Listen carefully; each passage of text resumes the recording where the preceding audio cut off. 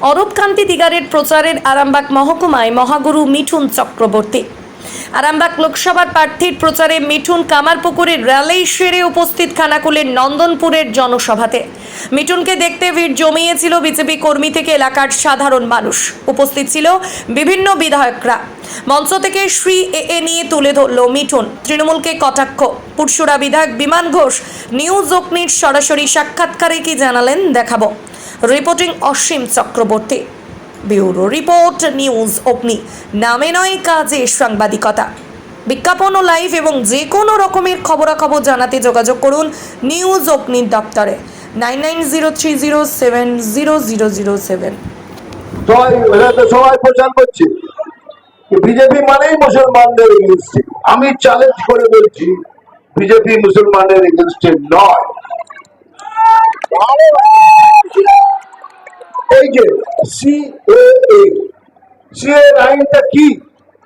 এই আইনটা আপনাদের নাগরিকত্ব কেড়ে নেবার আইন নয়, এটা নাগরিকত্ব দেওয়ার আইন। এই আইনটা শুধু মুসলমান ভাই বোনদের জন্য নয়, এটা আমার জন্য, খ্রিস্টান ভাই বোনদের জন্য, শিখ ভাই বোনদের জন্য, সবার জন্য এই আইন। শুধু আপনার কাছে জালি নয়, আসল আধার কার্ডটা থাকতে হবে। কেন যেভাবে এরা জালিয়াতি করে লোককে পয়সা নিয়ে মিথ্যে জালি আধার কার্ড বানিয়েছে, তাদের জন্য অধিকার কেড়ে নিচ্ছে ওরা। সিএ কারোর এগেন্সটে নয়, সিএ আপনাদের জন্য, আমার জন্য, সবার জন্য। তারপরে দেখুন গলা ফাটছে, আমাদের 100 দিনের টাকা দিচ্ছে না, আমাদের 100 দিনের টাকা দিচ্ছে না।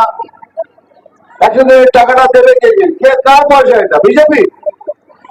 বিজেপির কি অধিকার আছে এই পয়সার উপর? এটা আপনার আমার সবার ট্যাক্স পেয়ারের পয়সা। বিজেপির কোনো অধিকার নেই। বিজেপি আটকাতেও পারে না, দিতেও পারে না। সেই এজেন্সি সমস্ত রাজ্যের পয়সার হিসেব নয়, তারা বিজেপিও নয়, কংগ্রেসও নয়, কেউ নয়, ওরা কারণ নয়। সমস্ত রাজ্যের পয়সার হিসেব নেয়। হিসেব নেবার পরে 2 লাখ টাকার হিসেব নয়, 2,30,000 কোটি টাকার হিসেব এই সরকার এখনো দেয়নি। সব ছেড়ে পড়ে সাফ করে দিয়েছে। না তো জোরে বলো না। এরা কি গরু চুরি করে?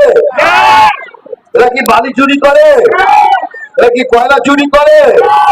এরা কি বিদ্যা চুরি করে? এরা কি রেশন চুরি করে? তাহলে ভাবুন, এইরকম একটা স্বচ্ছ সৎ পার্টি, তাকে সিলেক্ট করেছে আর একটা সৎ, এই অরূপকে। এই অরূপ কান্তিকে এই বিজেপি পার্টি ক্যান্ডিডেট সিলেক্ট করেছে। আমার মতে এইরকম একটা সৎ স্বচ্ছ ক্যান্ডিডেট এখন আমি দেখিনি। এর কাছে কিচ্ছু নেই, যাকে তাকে ক্যান্ডিডেট করে না। এই পার্টির একটা প্রসেস আছে, সেই প্রসেসের থ্রু দিয়ে ক্যান্ডিডেটকে চুজ করা হয়।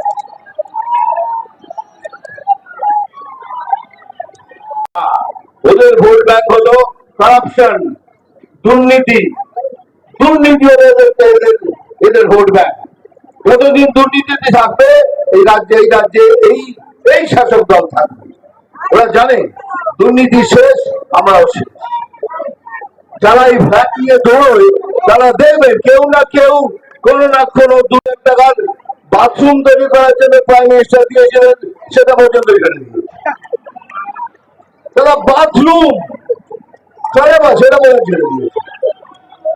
তাই এরা এত চেঁচাচ্ছে কেন? টাকা দিইনি, গান শুনছি 100 দিনের টাকা দেয়নি। তাই যদি হয়, চলুন আপনাদের সামনে আমি চ্যালেঞ্জ করছি, ওনাকে বলুন যে প্রেস কনফারেন্স করতে আর কাগজটা তুলে দেখাতে। এই দেখুন, আমি 2,30,000 কোটি টাকার হিসেব দিয়ে দিয়েছি, আমার টাকাটা দিন।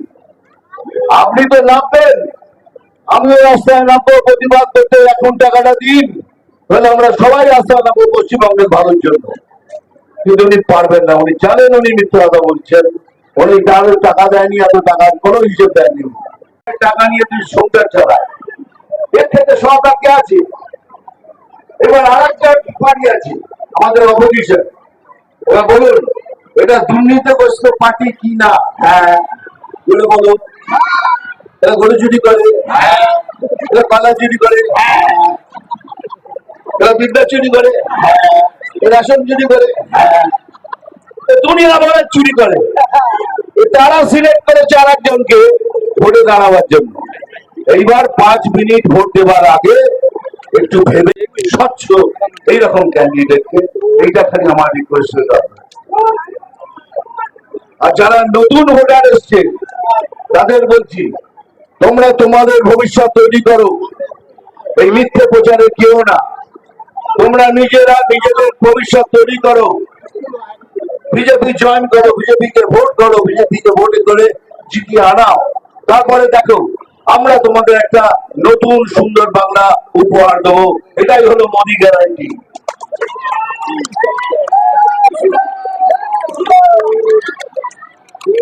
আরে দৌড় মজাই, যেখানে এই তোরা সব আমার প্রোগ্রাম দেখিস না, যেখানে আমি খবর দেখি না, আমি খবর পড়ি না, আমি শুধু খবর তৈরি করি। আমি জল ঢোড়াও নই, বেড়ে বোড়াও নই, আমি এমন একটা সাপ যে গর্ত থেকে ছোট ছোট ইঁদুর বার করে আনি। কাটবো এখানে, ঝিমটি কাটবো এখানে, আর লালকেমিনের জ্বলন হবে এখানে।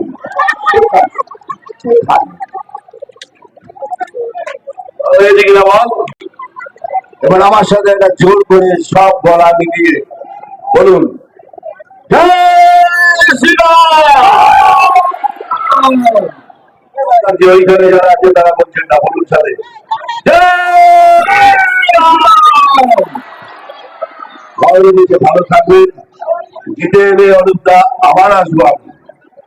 আবার দেখতে পাচ্ছেন পুরো সাধারণ মানুষের ভিড়, পুরো মাঠ ভরে উঠছে পড়ছে, ঠিক আছে। তো পুরো এটা একটা জিনিস কষ্ট, আগামী 20 তারিখ যে ভোট আছে, কি ঘুরতে চলেছে গতকাল মোদিজি, আজকে সকালে গোঘাট, আবার পুরো এখানে খানাকুল।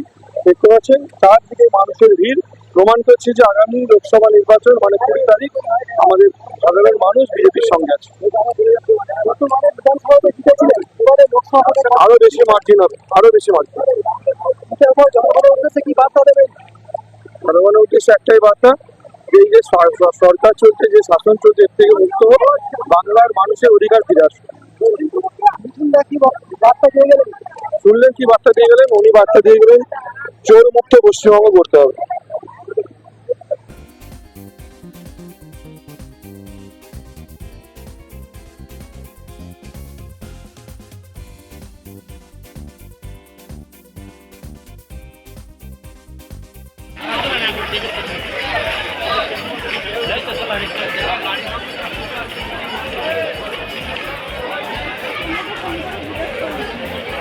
সেই সঙ্গে আমি বলতে